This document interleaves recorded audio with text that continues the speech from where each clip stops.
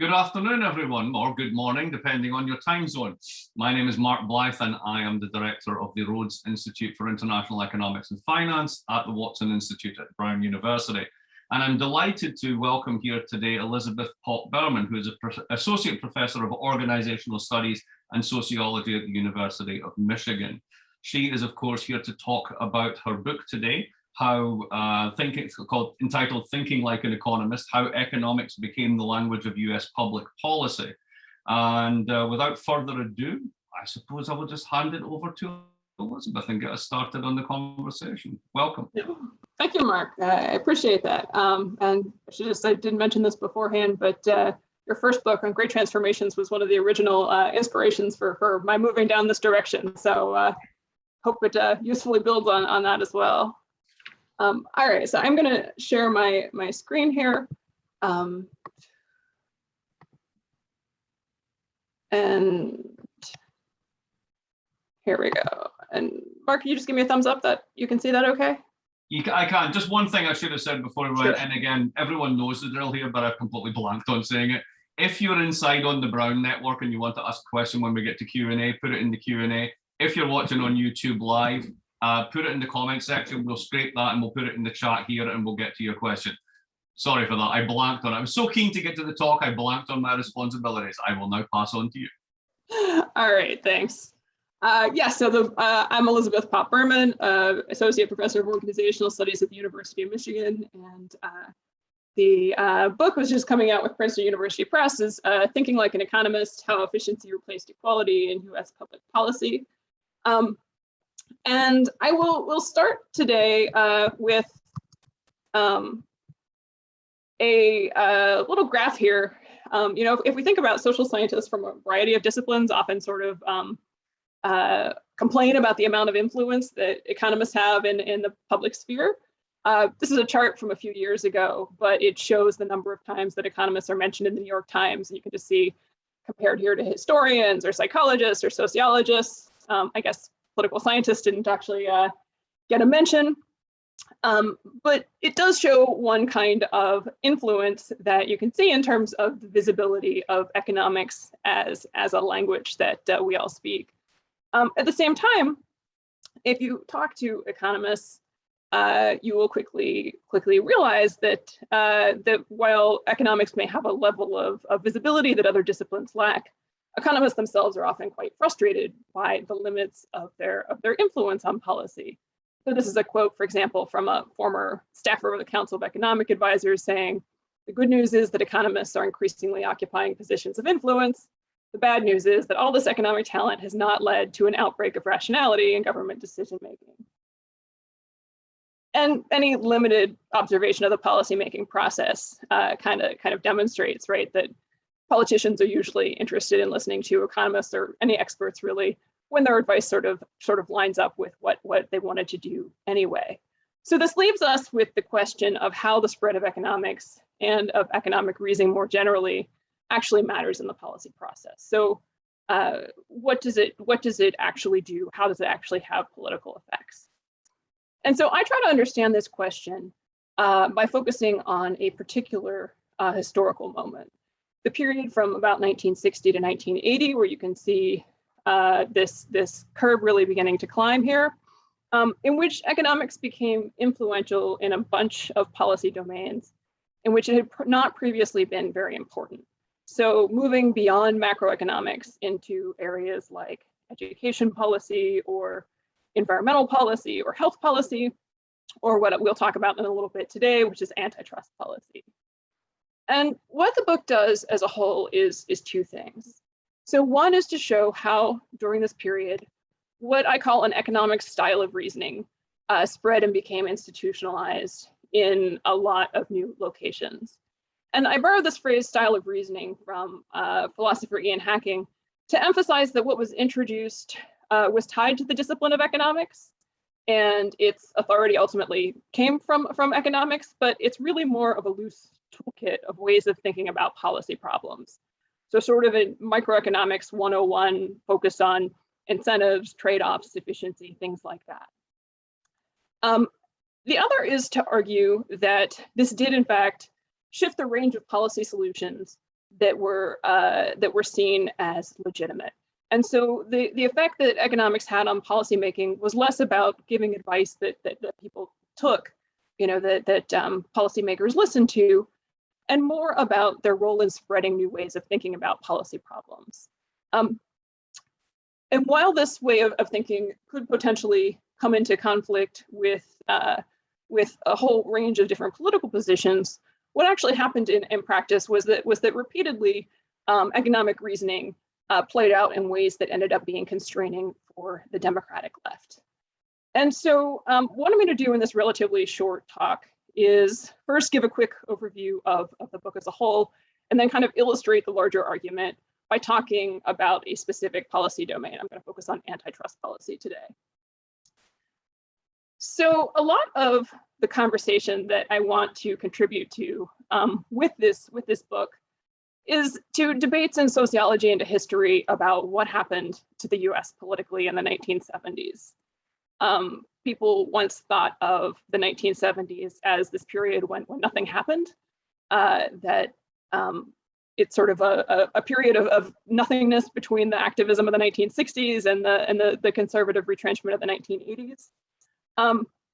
But over the last 15 years, it's really become pretty clear that this is a critical period of change, and the 1970s are really this era that ushered in something new and different, and were a critical turning point in sort of establishing the political era that lasted at least until 2016, if not past that.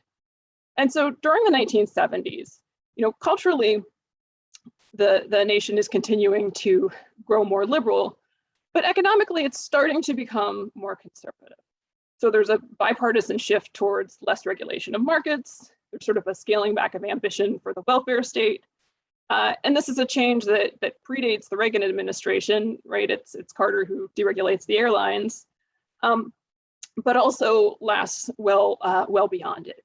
So by the time that Bill Clinton brings the Democrats back to the White House in 1992, the party's become more business friendly, more market friendly, and has sort of lowered its expectations of what government can and should do.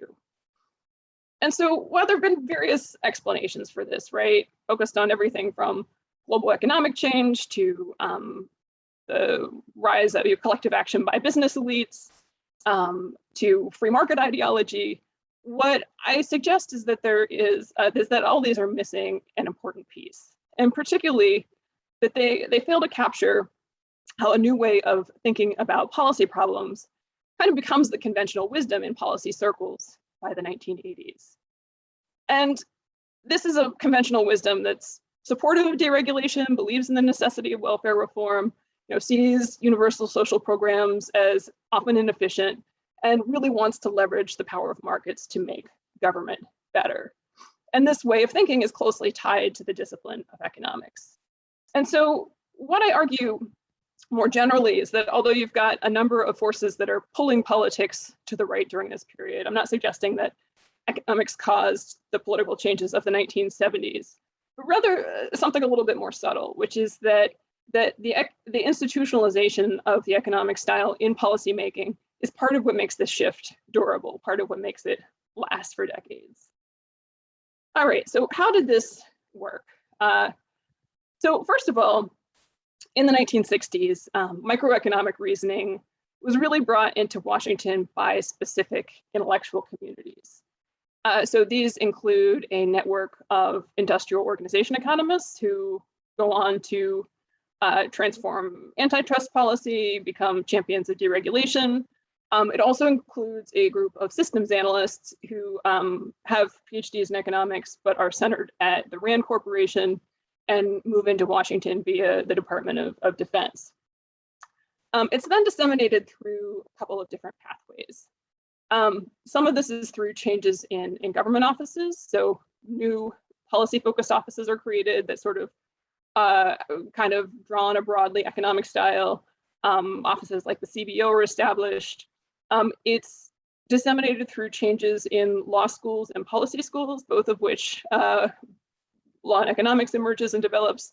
Policy schools are really built on top of this Rand movement. And it involves the creation of a whole ecosystem of new policy research organizations, so places like the Urban Institute or Mathematica. And over the course of this period, these are all, these changes are effectively institutionalized through organizational, legal, and regulatory change. Now, these changes are not, for the most part, advanced by people who are sort of strong advocates of free markets or people whose priority is reducing the role of government. This is not necessarily a Chicago school story. Instead, these changes are carried by center-left technocrats. So this is people who believe in the role of government and are primarily interested in trying to make it work better. But nevertheless, the collective effect of these changes make it harder to make certain kinds of political claims. And they do this in ways that reinforce a sort of more limited government position. And this happens because the economic style tends to center a particular set of concerns, especially various forms of efficiency. And this comes into conflict with a range of concerns that had traditionally been associated with the Democratic Party. And so these competing concerns range from concerns about corporate power that date back to the Progressive era, concerns about market stability that were prominent during the Great Depression, new concerns about rights, about equality that were kind of came to the fore during the 1960s. At the same time, these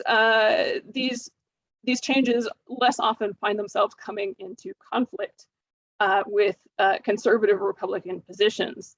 And this is both because efficiency arguments don't conflict with smaller government arguments as often, but also because Republicans are more willing to sort of use economics strategically when it aligns with deeper political values and to sort of reject it when it conflicts with those values. So the larger takeaway of the book as a whole is really that understanding why politics took a turn toward the market in the 1970s and why that turn proved so lasting in a lot of ways really requires us to think about whose theories of the world end up having impact, and in particular to sort of recognize that different kinds of expertise carry implicit theories of policy within them, and that this is the case even or perhaps especially when they appear to be value neutral. All right, so the book as a whole focuses on, it's kind of organized around three broad policy domains. So I look at social policy domains, so primarily welfare and healthcare policy. I touch on education and housing policy a little bit as well.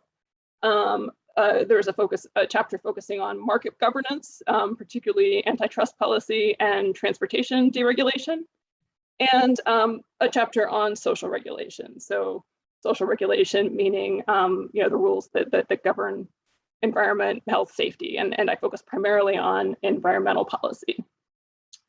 And what I'm going to do in the rest of my time today is to sort of illustrate this larger story by looking at one of these specific policy domains, which is antitrust policy, the rules that govern market competition.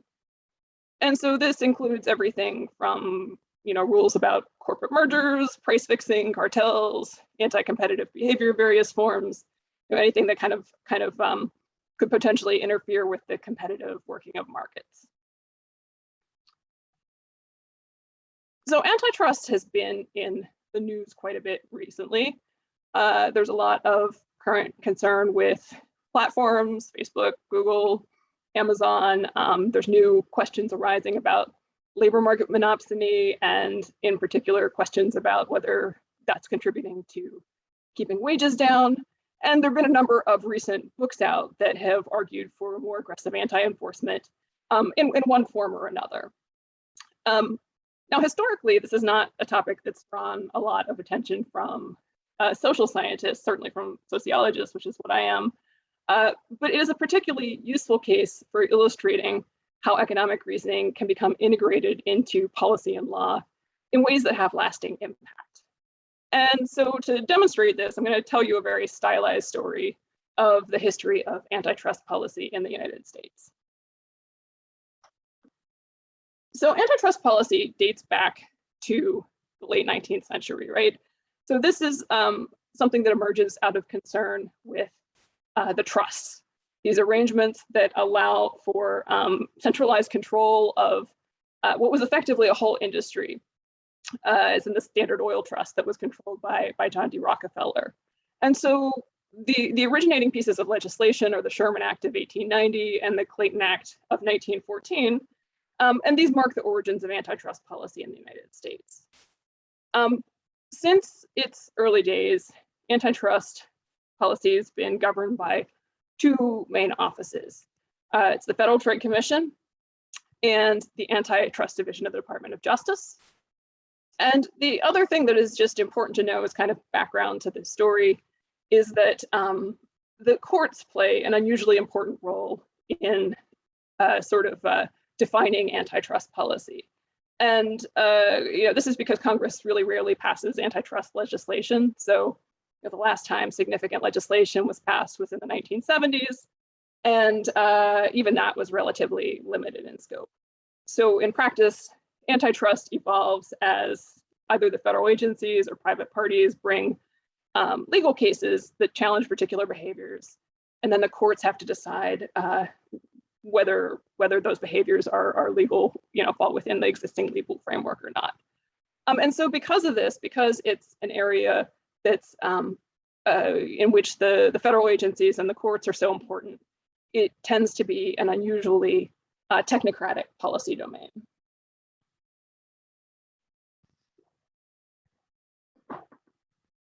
Now, until the 1970s, or until the 1970s, antitrust policy in the US really tried to kind of balance between several competing and often conflicting purposes. So first, the origins of antitrust policy had a fair bit of focus on corporate power kind of writ broadly. So not just sort of market power as we might think about it now, about the power to raise prices, but sort of broader political economic power, as illustrated by this cartoon, which shows these fat cats that represent the different trusts are standing in the back, sort of hovering over members of the Senate and kind of dominating them. So this is one lasting or one original purpose of antitrust policy. A second concern that really kind of became prominent during the 1930s and persisted for several decades was that it was used in part to protect small business. And this is something that emerged with the rise of the A&P supermarket chain, concerns about chains more generally having the ability to drive mom and pop stores out of business. And this is rooted in kind of a Jeffersonian vision of local autonomy that's going to be threatened by modern industrial practices somehow. Then finally, antitrust also, from a fairly early period, evinced concern with protecting consumer welfare. And this also really kind of came to the fore during the 1930s. And it was really about trying to protect consumers from high prices and reduced choice that might result from monopolistic behavior by firms. And so this is a Supreme Court quote, for example, from a case in 1940 that sort of started to use this language of consumers in saying that what it was that the Sherman Act was originally intended to do. And so in this period, you've got these three competing purposes that are sort of in tension with one another, as is suggested by the fact that, for example, protecting small business might result in higher prices that are going to be harmful to consumers. And so the courts, at different moments kind of prioritize different things, but weighed and balanced these competing goals. Now, at the time that this piece of the story was taking place, economics did not, as a discipline, did not have a very large role in antitrust policy. There had been back in the 30s some connections between antitrust and institutional economics specifically, But as institutionalism became less influential in the discipline, those connections kind of became vestigial. And so by the 1950s and 1960s, the federal agencies that govern antitrust were heavily dominated by attorneys. They're not attorneys that had any exposure to economics. And they're not really especially interested in trying to use, to determine what cases are economically rational to pursue. They're really interested in trying to pursue as many cases as they can within the boundaries of what the law will permit. And during this period, while both agencies have something that's nominally called an economics office, these offices were both quite weak. The economics section of the antitrust division had 26 professional economists, of whom almost none held a PhD. And someone who observed this period later said that they were basically people who made charts for lawyers, right?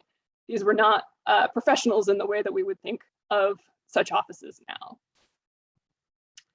At the same time that this is happening, so 1950s, 1960s, we still got the courts that are balancing these competing goals. And so in particular, we still see a lot of tension between a focus on protecting consumer welfare and this ongoing interest with small business.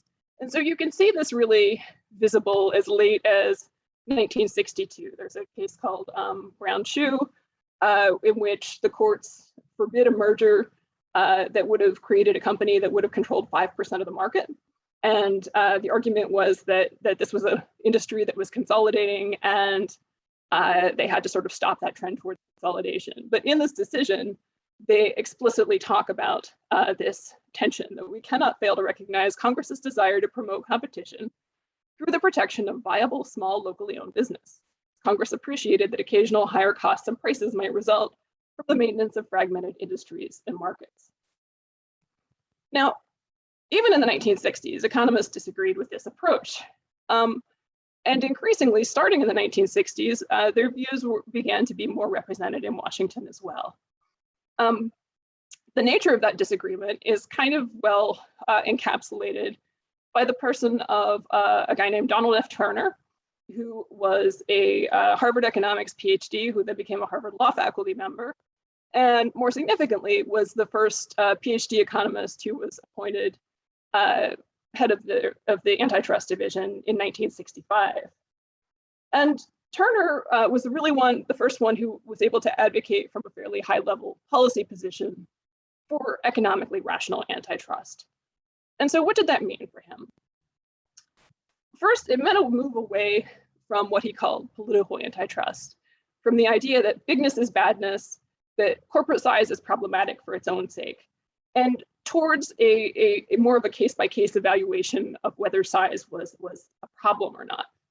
He also advocated for a clear move away from the idea that antitrust should be involved in protecting small business at all.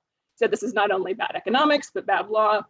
Small businesses are more likely to be less efficient than larger competitors, and so protecting them is only going to result in higher prices than necessary.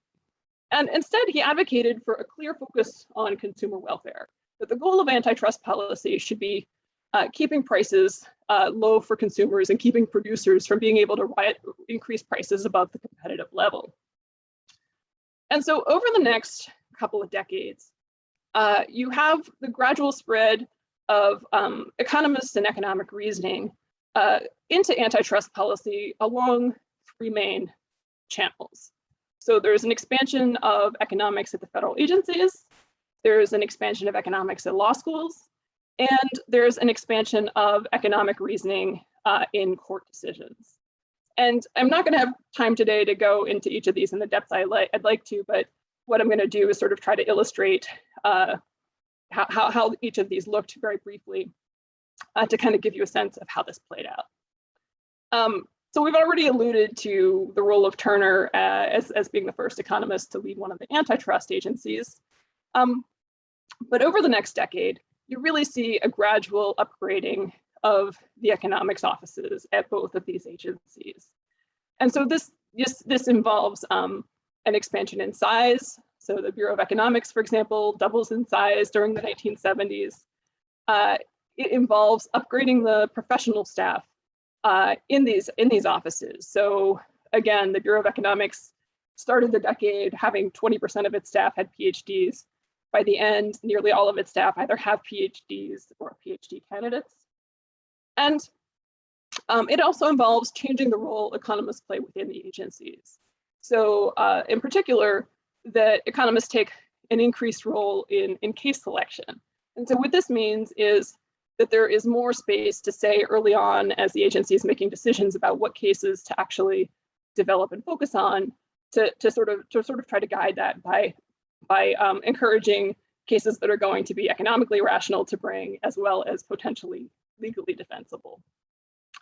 And so by the mid-1970s, this has changed enough to the point where, in contrast to what the economics offices had been like in the 1950s, one economist at the FTC was able to say, we're not staff support for the attorneys, and we're not hired to drop statistical tables, right? There's sort of more of an independent professional role. During this period, we also see economics expands into law schools considerably. And this really begins earlier in antitrust than it does in most other areas that we would associate with law and economics. Antitrust is sort of on the leading edge of this. And so as early as the 1950s, you've got industrial organization economics is starting to build more bridges with law. You've got antitrust law and economics workshops at Harvard, at Chicago. By the 1960s, this is really having an influence on the legal academy more generally. And so by the late 60s, you've already got most of the scholars who are publishing in antitrust law journals are either economists or they're economics-oriented legal scholars. As early as 1973, all of what were being called the national law schools were teaching antitrust with a substantial amount of economics. So again, in 1973, you might think of as the front end of law and economics with Posner's economic analysis of law, but things had already changed by then in antitrust. And so in addition to antitrust lawyers beginning to get exposure to economics as part of legal training, lawyers in the federal agencies are also being exposed to economics. And so, for example, the Department of Justice introduces a mandatory course in economics for its lawyers internally. And again, because things are changing in terms of how people are being trained before they reach the agencies, training is changing within the agencies. By the mid-70s, another FTC economist is able to say that it wasn't too long ago that the lawyers would only ask, what does the law say? Now economic principles are usually controlling, even among the attorneys. Finally, over the course of the decade, the courts are increasingly coming to adopt this sort of more economic conception of antitrust policy as well. And this is sort of the final important step in this. So as late as 1967, you can still see the courts kind of alluding to the need to explicitly protect small business in one way or another as one of the goals of antitrust. But the court stops using that kind of language in the early 1970s. And by 1977, they have in fact actively reversed that earlier position. And so they're saying specifically the antitrust laws were enacted for the protection of competition, not competitors.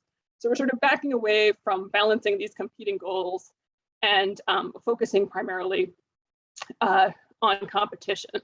This continues to develop, and by the end of the 1970s, the courts, the Supreme Court's beginning to recognize the consumer welfare standard as the sole legitimate goal of antitrust policy. So by 1979, quoting Robert Bork, the Supreme Court says that Congress designed the Sherman Act as a consumer welfare prescription. So this takes a few years before it becomes kind of fully embedded in law, but increasingly the pursuit of consumer welfare becomes the only legitimate goal that can be pursued through the use of antitrust policy. And so while before the 1970s, the agencies and the courts are balancing these competing, sometimes conflicting goals in their enforcement of antitrust, by the end of this decade, they're increasingly committing themselves to a single goal, which is consumer welfare. And in addition, they are also increasingly focusing that, they're interpreting that specifically to mean allocative efficiency, right? You can imagine the term consumer welfare meaning something fairly broad, but the courts are more and more focusing on saying that this is what it is that, that we understand antitrust policy as being intended to achieve. So by the time we get to the Reagan years, what this means is that the legally permissible grounds for bringing an antitrust case or enforcing antitrust law have really kind of narrowed considerably. And, you know, Reagan is sort of the moment when all of this is locked in, but it's in some ways fairly continuous with what was happening before. You know, economics is very, very prominent in antitrust in the Reagan administration. Economists are leading both of the agencies. Antitrust enforcement declines pretty dramatically. So by the end of the decade, the American Bar Association says that division enforcement actions against conduct other than price fixing and bid rigging are extremely rare. And really, the pendulum never swings back. You know, there's movement, but there's certainly movement in priorities between various presidential administrations, but the era of brown shoe and of you know, limiting a merger between a firm that's going to control 5% of the market, nothing like that ever happens again. And so what you see, though, is not just that there is less enforcement, but that the range of debate over what antitrust can be used to achieve kind of becomes lastingly narrowed. And so where does that leave us more recently? So, well, for decades after Reagan, we see this fairly solid bipartisan consensus of what the broad outline for antitrust policy should look like. And this is a quote from Bill Baer, who's one of Obama's antitrust chiefs, saying, for many years, including these last 5, antitrust enforcement has been successfully nonpartisan. Our judgment calls occasionally may differ in some cases and on some issues, but I believe the similarities in goals and methods vastly outweigh those differences. And so among people who are sort of part of the antitrust establishment, there's a strong commitment to the consumer welfare standard as being the core principle through which we should understand antitrust. And often people refer to the era before this as quote unquote the bad old days. And you can see people from like across the political spectrum using this phrase, the bad old days, before there was sort of a rational basis for enforcing antitrust. More recently, though, we're seeing a resurgence of calls for more aggressive antitrust policy. And in particular, there are critiques that are focusing on issues of corporate power broadly defined that kind of fall out of this outside this consumer welfare framework. So, you know, these are certainly coming mostly from outside the legal and economic antitrust establishment, but they are calling for antitrust that pays attention to power defined more broadly than the ability to charge prices above a competitive level. And the Biden administration has certainly paid at least lip service to some of these concerns and has appointed critics of the antitrust establishment, including Jonathan Kanter and especially Lina Khan, to head the main agencies. So it remains, will this actually make a difference? It kind of remains to be seen. But there is, you know, I would say that there is one lesson from the past is that something somewhat similar happened in the 70s under the Carter administration when Carter began to appoint at the head of agencies people who were fairly aggressive and fairly out of line with the economic conception of antitrust. What they ended up finding was that the people at the top couldn't really do that much because the expertise that was embedded within the agency kind of shape the boundaries of what was actually politically possible. So we're still in early days, but it will be interesting to see how that actually plays out. So I will just take a second to zoom back out slightly and kind of bring this back to the large story, right? So I'm using antitrust to illustrate this, but this is a broader pattern that we see across a number of policy domains. It sort of plays out slightly different in different areas, but we see something similar happening in welfare policy, healthcare, transportation, environmental policy. And in particular, that as economic reasoning becomes more influential, the implicit value commitments that it has, and especially commitments to different forms of efficiency, become embedded into the policymaking process and sort of shape the range of positions that are considered legitimate to take. And to the extent that that takes hold, competing goals become harder to advance. And I want to reiterate that this is not a process that takes place outside of politics, right?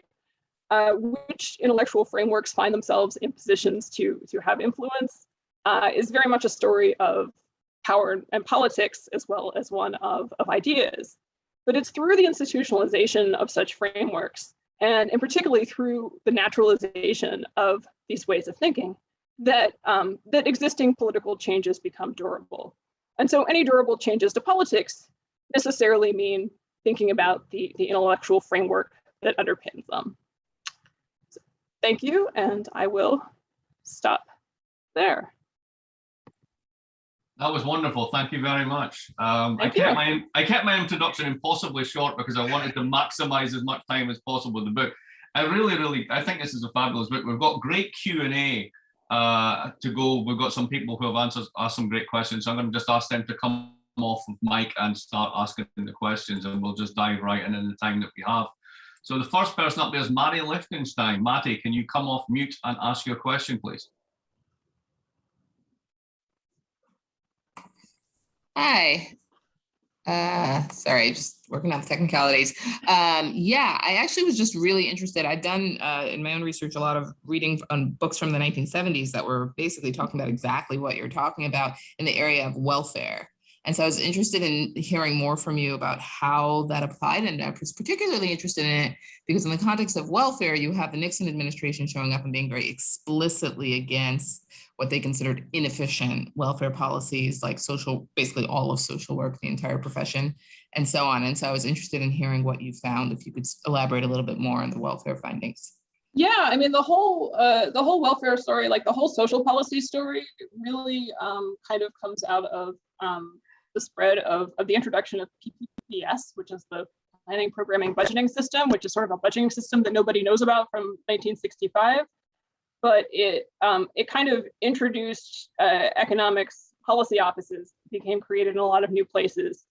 And as you have sort of like this rapid expansion of the welfare state, the fact that you needed to hire people to do this particular budgeting program kind of distributed that in new ways across various social policy areas, right? So what you end up having then is you've got people who, so you've got sort of, people who've got an economic orientation towards thinking about social policy. So they're thinking about it in terms of, cost effectiveness mostly.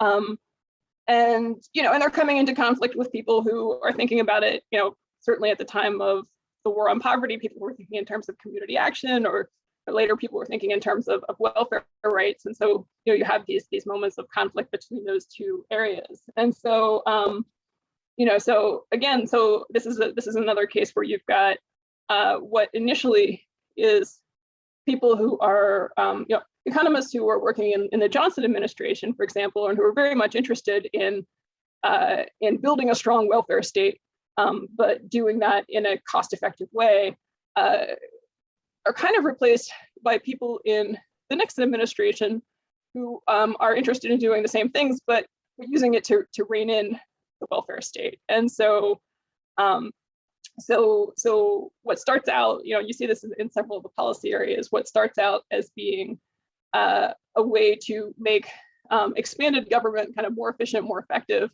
kind of ends up getting turned back to be something to kind of tell us how to cut government like in the most effective way possible. Great, thanks for that. Next up, Tony Levitas, can you come in, please?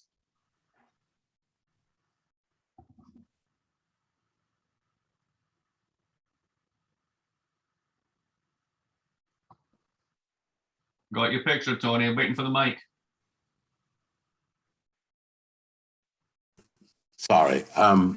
I would love to comment on the Nixon moment, because I think the Nixon moment, Moynihan moment, is a little different. They may have actually been closer to saying it's the proliferation of grant programs at the local level, and yes, the birth of social work. Better to give people money. And there was the family assistance plan. There was a moment where Nixon was moving in another direction, and they did general revenue sharing for cities, but that's a separate question. What I wanted to ask you about was, I wonder whether you see any relationship between what you're calling an efficiency bias that comes with the rise of the economists in the 1970s, including the leftist ones. And the neoclassical assumption, including among the so-called market socialists, that markets tend towards equilibrium. So, yeah, go ahead. Yeah, I mean, so it's a particular understanding of economics that is in turn the particular, that's sort of where I wanted to ask you, yeah.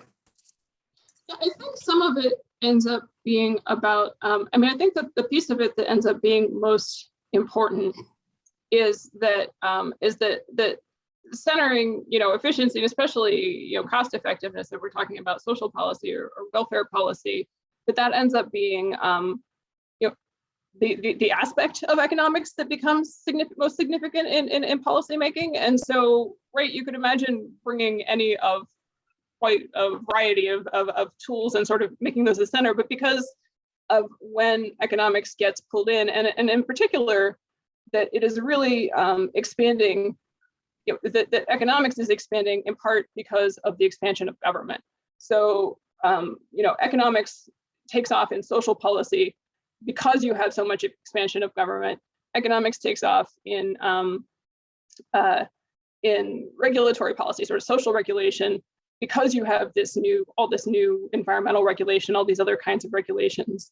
And so because that's the context in which it's brought in, I think efficiency really becomes central in a way that it might not if the policy debates that were going on were different sets of debates. So, I think if you had market socialists who were coming in, that could be an entirely different context.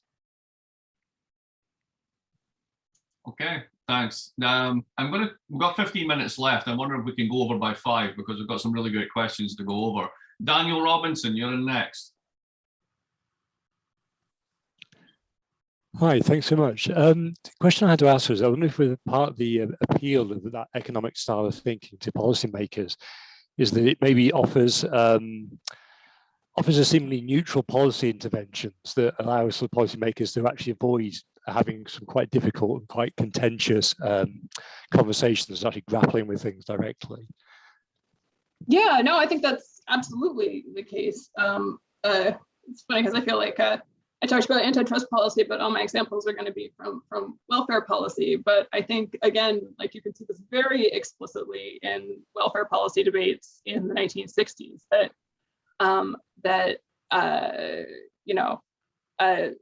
Johnson has the Office of Economic Opportunity, and it quickly becomes mired in these very racialized politics around what's going on in the cities. That the Democratic mayors are getting upset that that's bad for LBJ, and what economists are able to do is sort of back away from this kind of explosive, politically explosive racialized debate, and kind of point the attention instead to these much more neutral questions that are much less politically threatening about how do we get aid to people efficiently? Should we be doing negative income tax? And I think you see that in a lot of different places, that part of what is appealing is that it's neutral, it's technocratic, and it's often kind of a way to sidestep more volatile political issues. So yeah, I would agree with that. Great, thanks for that. Andrew Shrank has informed me that his microphone doesn't work, so I'm going to ask his question for him. Does your framework assume that there's an inverse relationship between equity and efficiency, that the inverse relationship between equity and efficiency is linear rather than curvilinear? Wouldn't some argue that by ignoring efficiency, the far left threatens to tank the economy, undermining equity as well? So we're not just thinking about Larry Summers as a contemporary, but Arthur Oken and all this sort of stuff. Basically, if you don't focus on this, you don't focus on the efficiency side of the equity, you're going to end up making the US into Brazil. That's a very powerful argument. Did you find those arguments being made? This is why we need to focus on the economic reasoning, because it's the right thing to do. Yeah, I mean, I think the point about the Open book is well taken, right? That people who were making the economic case were really saying that there was sort of a trade-off between between equality and efficiency, right? And that's why, that you could only have equality up to a point, and that that you were going to lose too much efficiency if you went beyond that point. I think what you end up, I think part of the story of what changes here is that you've got sort of a shift from macroeconomics to microeconomics. So I think as you're kind of moving from right in kind of the broader policy conversations, right? So I'm more focused on the microeconomic side, but as you've got sort of these broader policy conversations moving from kind of being Keynesian oriented, where questions of equality are kind of much more central to the conversation, and those are disappearing, and you sort of have more monetarist and supply side arguments come to the fore. I think it starts to fall out of favor for those reasons as well. And so by the time you get back to, and so efficiency just ends up sort of, equality ends up sort of falling off of the table by the time that you get to 1980 or so. Okay, great, thanks. Isabella Belaza, would you like to come in?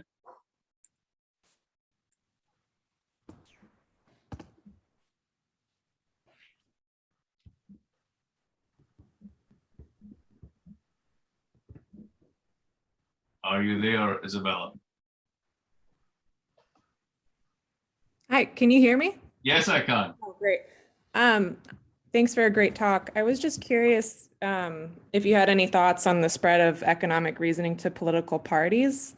And I asked just because I'm curious about sort of how you see your argument relating to Stephanie Mudge's Leftism Reinvented, if you're familiar with it. Yeah.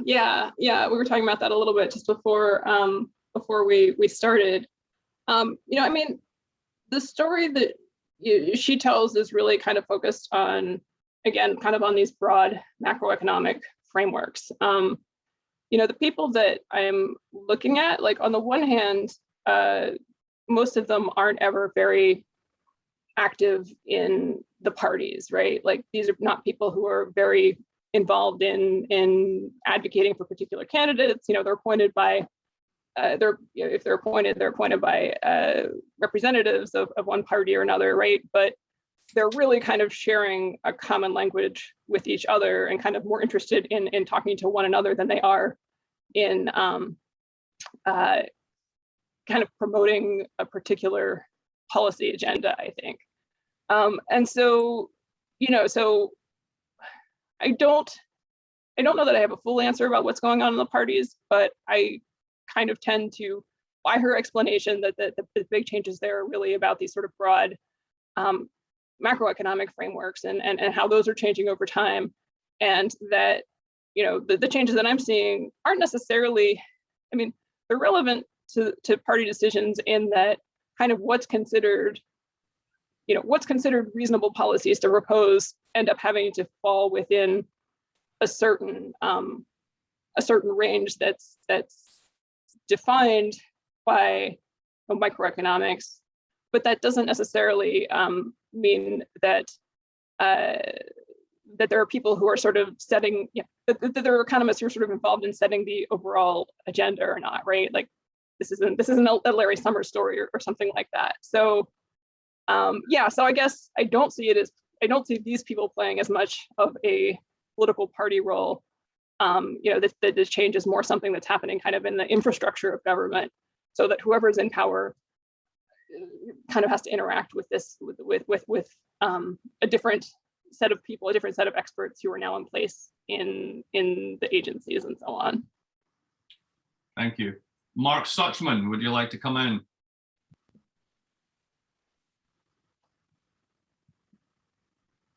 Oh, here we go. Yes, whoops. We can hear you. You're good. You can hear me? Okay, good. Yeah. Well, however I'm set up here, it doesn't show the controls I'm used to. Anyways, hi, nice to hear the talk. Really interesting talk. And I guess I'd love to hear you talk a little bit more about sort of how economics gets its toehold, both philosophically, in the academy or in the sort of political debate, and then also kind of personnel being policy, how these agencies end up staffed up with economists. And I'm wondering how much of that is just, sort of general zeitgeist, we're concerned about efficiency, we think the 60s has gone too far, or whatever, or how much of it is essentially an active agenda, and if that agenda is being pursued, and I don't necessarily mean by right-wing ideologues, right? It could be an agenda by economics departments trying to place their grad students, but what it is that kind of leads economics to get this toehold and really get that takeoff in the 70s, from the push side as opposed to the pull side in a way. Yeah, no, that's a great question. I mean, I think honestly, I think the story kind of varies across policy domains. So I think that that in the social policy areas and in social regulation, so environmental policy and so on, I think in those areas that it really is almost like backlash is the wrong word, but sort of a reaction to the expansion of government, that you sort of, as soon as the government role expands beyond a certain point, it creates the political desire, among people in both parties to kind of find some way to control that, to rein it in, to make it work better. And that's really what carries economic reasoning into policy in welfare policy and health, in environmental policy. I think the story is a little bit different in antitrust policy, and in particular because you do have aggressive antitrust policy, so it is in a way reacting to that. But I think this is an area where you do have more of an organized movement. In particular, I didn't really sort of draw distinctions between Chicago School and antitrust and Harvard School, and you could talk about that, but you certainly do have an active Chicago School piece of this where there is kind of a concerted effort to bring economics in as a way to limit the power of, to kind of limit the scope of antitrust, which is becoming a problem for large corporations right in the 1960s. So, I think the story is a little bit different in the different areas, but effectively that a lot of it is reaction to government expansion that kind of gets carried out through various channels in different areas. Great, thank you. All right, so we've got a few minutes left. I want to get 3 questions in because they're all really good. The first one, Margaret Weir, can you ask your question, please? Yes, thank you. I've been looking forward to getting this book. I wanted to hear a little more, it follows up from the last question. I wanted to hear a little more about the nature of the opposition, and were there opponents, or was it because there were so many uncertainties in the 1970s and this group was kind of ready to occupy these places? And then I wondered, was there, if there was little opposition, was it because others had been delegitimized? And, how much of this was narrowing within the field of economics? You kind of answered that by talking to the rise of microeconomics. And I would just add one other thing. in some ways, on the welfare, a lot of the successes of the 1960s were successes of lawyers in opening up, removing obstacles to the receipt of welfare. And in some ways, it seems like it should be, the lawyers against the economists. And I wonder how much of that continued during that time, or did the lawyers get colonized by the economists in your story? So thank you very much. Sure, no problem. Yeah, and so sorry, I got your second question, lawyers versus economists, and the first question was about where the pushback was coming from. So why? Okay, so yeah, I mean, so on the one hand, like yes, there was there was definitely like there's professional conflicts around this, right? And like in antitrust in particular, this period, like I just sort of told just the story of, economists come and kind of spread throughout the agencies and end of story, but this was very much contested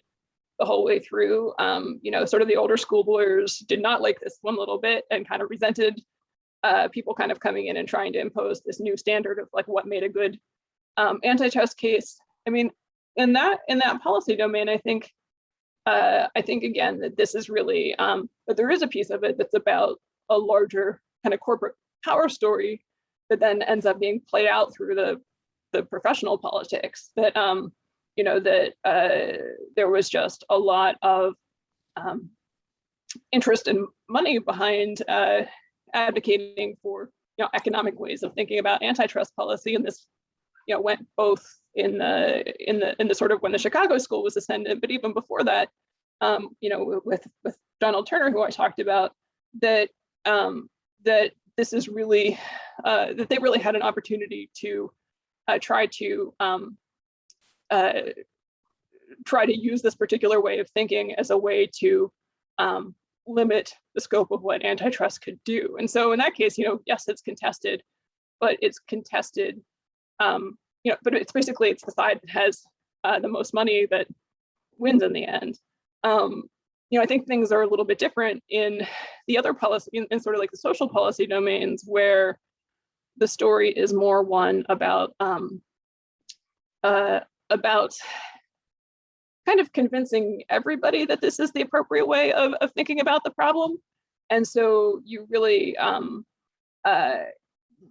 think you lose some of the pushback because everybody just kind of comes to accept that, and I think particularly because it comes to be accepted that we have to find a way to make this more cost effective, more cost effective. This is the way to think about doing that. And people who were using older kinds of arguments to make their case are just increasingly seen as being sort of out of date and sort of no longer especially relevant. And do the economists convince all the lawyers? Here, I think you have a lot of variation by area, that there's parts of law where very influential, and the dominant view within law kind of is effectively colonized by economics. I think there's other parts where that's not necessarily the case, and you have kind of more persistent conflicts that last well beyond this period. Muted myself, rookie error. We're almost at time, and the last question we have time for, unfortunately, is from Barbara Stallings. She is on a train, doesn't have a mic, so I'm going to ask her this one. It also relates to something Eric Piner has said. I'm going to raise this when we do the podcast, which is the following.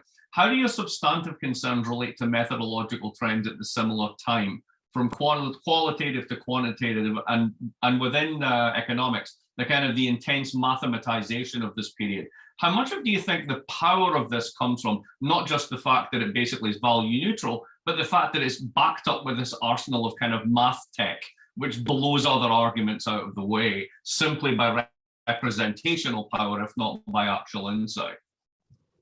Yeah, I mean, that's a good question. I mean, on the one hand, there's certainly, I think, a piece of it that part of like the authority of economics comes from having this sort of piece of it that people outside of it have difficulty engaging with and pushing back with. So like, I don't think that it's not that there's no element of that or no validity to that. But at the same time, like a lot of what I think is most influential is really this basic stuff. this quote in the book at one point of Elaine Enthoven saying in the 1960s, that the math we use is all the stuff we learned as sophomores in college, basically. And I think that continues to be the case, right? Like, how does this stuff actually end up shaping policy conversations? It's through things like people with getting masters of public policy degrees who learn like the basics of cost benefit analysis. It's not necessarily about being backed up with some kind of really, intense mathematical apparatus, even though that does exist, and I don't think it's irrelevant. But I think you could still see the same story, even if that wasn't necessarily there. Okay, I think that's a great point to close it on. Again, to everyone, thanks for showing up today with a great turnout, really good questions and great discussion. This is the book is forthcoming with Princeton, Thinking Like an Economist, How Economics Became the Language of US Public Policy. In an hour's time, Elizabeth and I are going to record a podcast, so you'll get that on the Rhodes website, and we will tweet that out when it is available. Again, thanks to everyone, especially thanks to Elizabeth. Thank you very much. That was a great talk. Thanks so much. It's great to be here. Bye-bye.